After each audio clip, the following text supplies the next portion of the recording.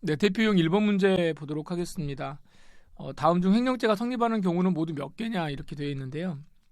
가를 보시면 공동 상속인 중에 한 사람이 상속 부동산을 혼자 점유하다가 다른 공동 상속인의 상속 지분을 임의로 처분을 해버렸다 이렇게 되어 있습니다.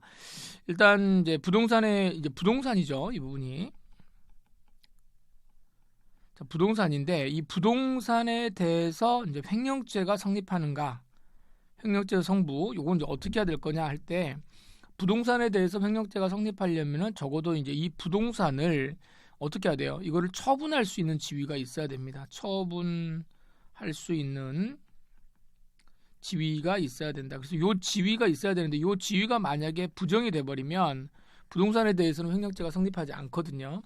근데 이제 첫 번째 사례가 가장 대표적인 사례인데 이게 부동산을 공동으로 상속한 사람, 공동 상속인이요.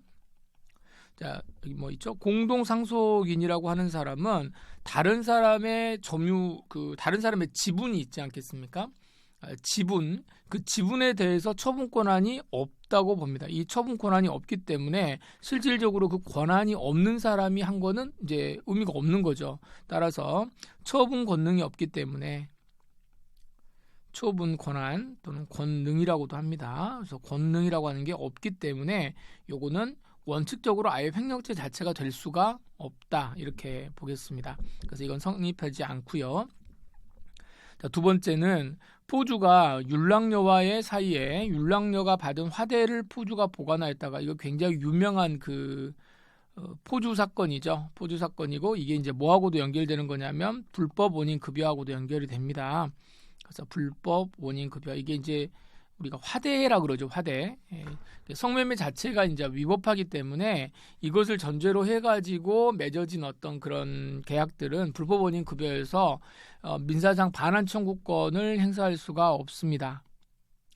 그런데 반환 청구권을 행사할 수는 없지만 이거는 민사의 문제이고 형사적으로 내가 돌려주기로 했던 처음에 이제 이게 포주가 있고 여기 이제 여자가 있고요. 그 다음에 여기 손님이 있는 거죠. 그래서 손님이 예를 들어서 이렇게 가지고 10만 원을 주면 여기가 5만 원을 갖고 여기가 5만 원을 갖고 이제 이렇게 돼야 되는데 이 돈이 이제 누구한테 처음에 먼저 가는 거예요. 포주한테 먼저 가가지고 이제 10만 원을 준단 말이에요.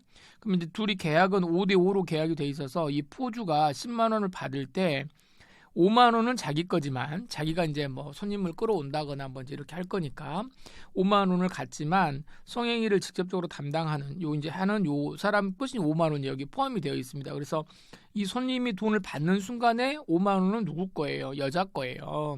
근데 나중에 이거를 이제 돌려주지 않았다. 이제 요거는 이제 이게 불법원인 급여여서 이 여성이 포주를 상대로 반환 청구권, 민사에 있어서의 반환 청구권이 인정되지 않을 수도 있지만 그렇지만 이 부분은 이 포주가 처음부터 이제 굉장히 여자를 이렇게 꼬신 거 아니겠습니까? 이제 사례를 보시면은 그래서 적극적으로 유인해 가지고 한 거기 때문에 불법의 정도가 굉장히 크다.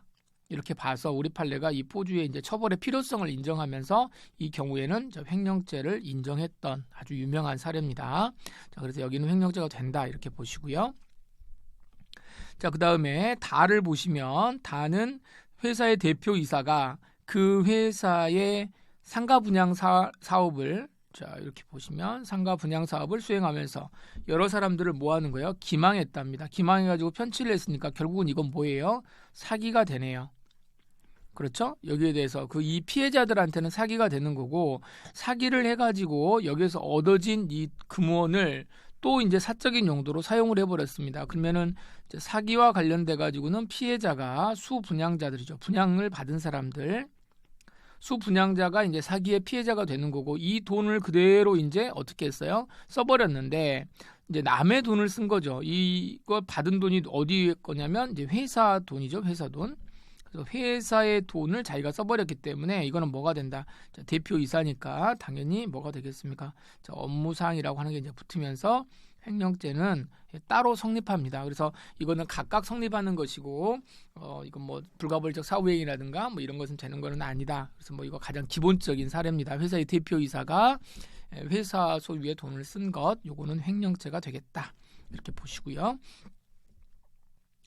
자, 세 번째 사례는 학교 법인과 관련된 이야기입니다. 요즘에 이런 사건들이 실무에서도 굉장히 많이 일어나고 있습니다. 요즘에 학교 법인 굉장히 좀 어렵잖아요. 거기 뭐 비리도 좀 많이 있고 여러 가지 뭐 그래서 뭐 학교가 뭐 폐교되는 경우들도 있고 뭐 이런 것들이 많이 있어서 사례가 많이 나옵니다.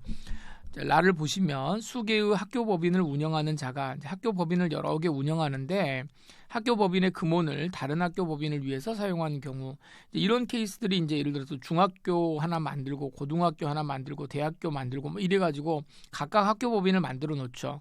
물론 이제 이럴 때는 이제 뭐 중고는 뭐 이제 같이 가기도 하지만 근데 여기 이제 설립자가 이제 같은 거죠. 설립자가 이제 갑이 있으니까 다 여기가 이제 뭐라고 생각하는 거예요? 다 자기 거라고 생각을 하는 거예요. 그래서 이쪽에 있는 돈을 여기다가도 넣고 여기다가도 넣고 이렇게도 넣고 그래서 왔다 갔다 해버리는 이런 겁니다.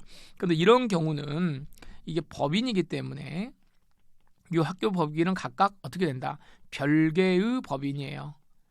각각 별개의 법인으로 보고 있기 때문에 이런 경우는 다른 데다가 이렇게 넣어버리면 그러니까 회사 자체가 전혀 다르다고 생각하시면 됩니다. 자, 이래서 이런 경우에는 단순하게 뭐 주고받고 이렇게 하는 게 아니라 뭐가 되는 거다? 횡령이 되는 거다. 남의 돈을 그러니까 이 어차피 요 갑이라고 하는 사람도 어떻게 운영하는 요 사람들도 뭐 주인이라고 자기는 생각하죠. 대체로 이제 학교 사립학교의 이사장들이 이제 다 자기 학교라고 생각합니다. 그래서 아들, 딸, 며느리들이 다 이제 뭐 교수도 하고 뭐 행정실장도 하고 뭐도 하고 막 다 이제 이렇게 많이 할 거예요. 여러분들이 다니시는 학교도 한번 조사해 보시면 그런 학교들은 뭐 거의 뭐 수두룩합니다. 근데 그런 이제 자기 학교라고 생각을 하기 때문에 이거를 이제 이렇게 운영하는 사람들이 많지만 이런 경우는 절대로 이렇게 하면 안 된다. 다 요거는 뭐가 된다? 횡령죄가 인정이 된다. 이렇게 보시면 되겠습니다. 자, 그래서 여기도 횡령죄가 인정이 되고요. 성립되는 경우는 모두 해서 3개. 1번의 답은 3번입니다.